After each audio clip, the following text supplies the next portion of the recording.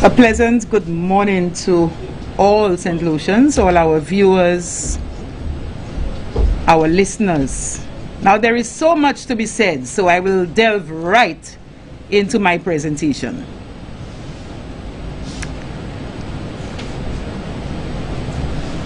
The words uncaring, irresponsible, incredibly poor timing are some of those that were used by the St. Lucia Labour Party while they were in opposition to describe the former UWP administration regarding the decision to reopen school for face-to-face instruction. At the time of those utterances, in January of 2021, we had just witnessed the Christmas spike in the number of COVID-19 cases and deaths, and we were vehemently chastised for reopening schools. And I'm sure all of you can remember that.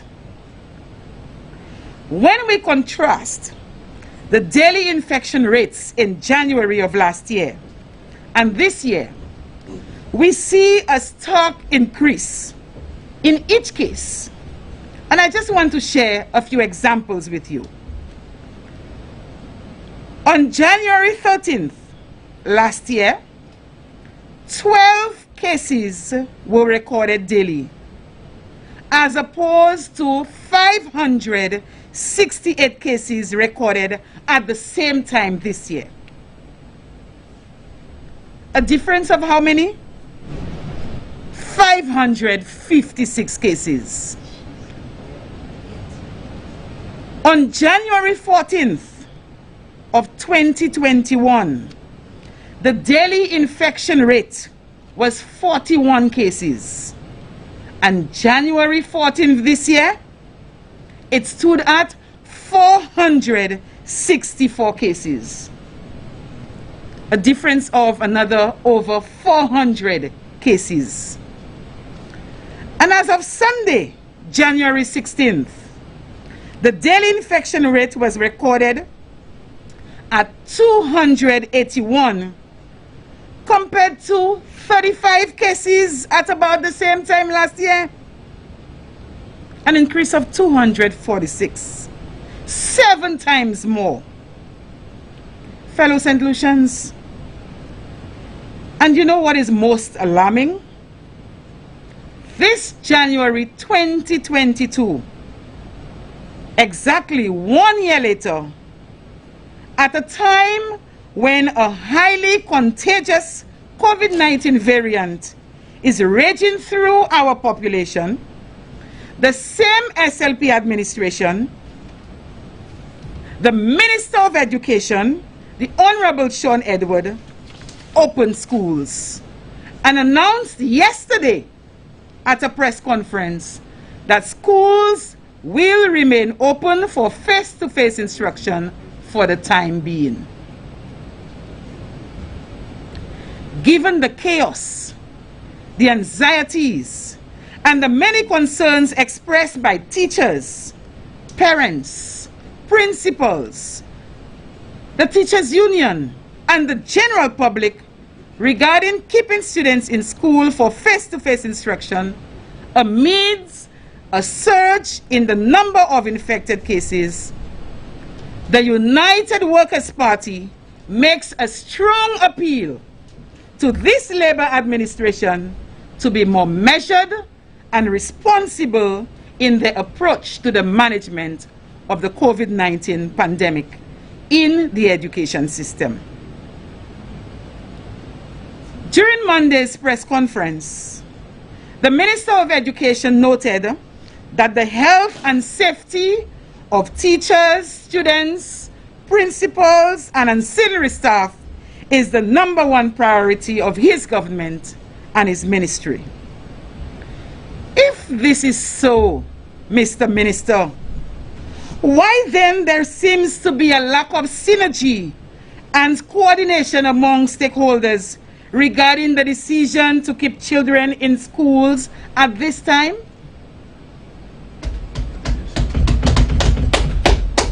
We applaud you for wanting students to remain in school to ensure that meaningful learning takes place. However, it appears that there is a clear disconnect and a lack of communication between your ministry and the National Principal Association. For according to the president of the association, they are so disappointed with your press statement. For what they expected, given the current COVID-19 situation, was a brief closure of schools during which the situation would be closely monitored. Fellow St. Lucians, the minister also went on to place on record the discussions held with the teachers' union last week Friday. Consultation that should have taken place prior to his decision to reopen school for traditional face-to-face instruction. Notwithstanding the discussions held, and despite the recommendation made by the teachers' union in a letter dated January 17th to its members, for schools to revert to distributed learning for a period of at least 2 weeks, the Minister of Education has once again played deaf. We ask why? Why is there a reluctance on the part of the Minister of Education to take the advice and suggestion offered by the National Principal Association and the President of the Teachers Union? Instead of offering lip service, it would be most prudent of the minister to demonstrate by his actions that the health and safety of the teachers, frontline workers, the principals, the students, ancillary staff is not being compromised. Visiting the schools to speak with the principals and the teachers would give you an opportunity to gain a better understanding and appreciation for the numerous health and safety concerns of the educators, the students, and other staff members. I am not sure if you have done that, but you seem to be unaware of what exists, what obtains on the ground at various schools on the island. In the very same letter to its members, the president of the Teachers Union indicated that the Minister of Education assured the organization that if the cases exceeded higher than the figures prior to the reopening of school, the ministry would meet to review school operations. Again, the reactive approach being taken by this government comes to the fore. Waiting and watching all night long to see if the figures will increase, causing your own colleague, the Minister of Health, anxiety due to sleep deprivation. What a joke. What about those who are experiencing flu-like symptoms, may have been infected, but refuse to go to the clinics to be tested, while the virus rages on in families and communities? Or is it that there is a determined attempt on the part of this government to play the politics irrespective of the consequences? In Guyana, we are told, based on reports, that 15 children have died. We don't envy this situation in St. Lucia. And yes, we are told that the Omicron variant, although highly contagious, is not as disastrous. But how do we know for certain how each child will respond to the virus if he or she contracts the disease? We need to be more proactive and to do all that we can to minimize and eventually avoid any more deaths. And of course, any disruptions in schools, businesses, and all the other sectors in our country. In France, scores of teachers supported by the unions have staged a street protest to express the anger at which the French government is handling COVID-19 situations in schools, and they are calling for more protection.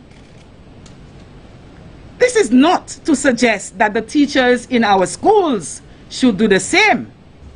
But if this government continues to disregard the plight of the very persons who deliver instruction to the nation's children, refuse to take heed of the suggestions and recommendations of the organizations that represent them, then tell us, Mr. Minister, what else are they left to do?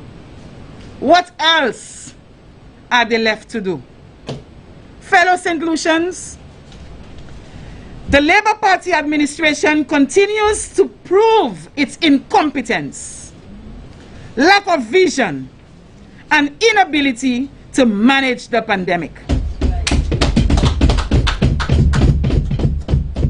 They have also fooled many of you into believing that they are working in your best interest, when in fact, they are hell-bent on rewarding corruption, destabilizing families, victimizing workers, threatening you, silencing those who wish to speak out, and creating a St. Lucia that is inundated with unhappiness, misery, anger, and frustration. This cannot go on for too long. And hence the reason the opposition is calling on this government to do better. Put away your political pride. Stop the making me feel good mentality and do what is necessary to respond to the needs of the people of this country. I thank you.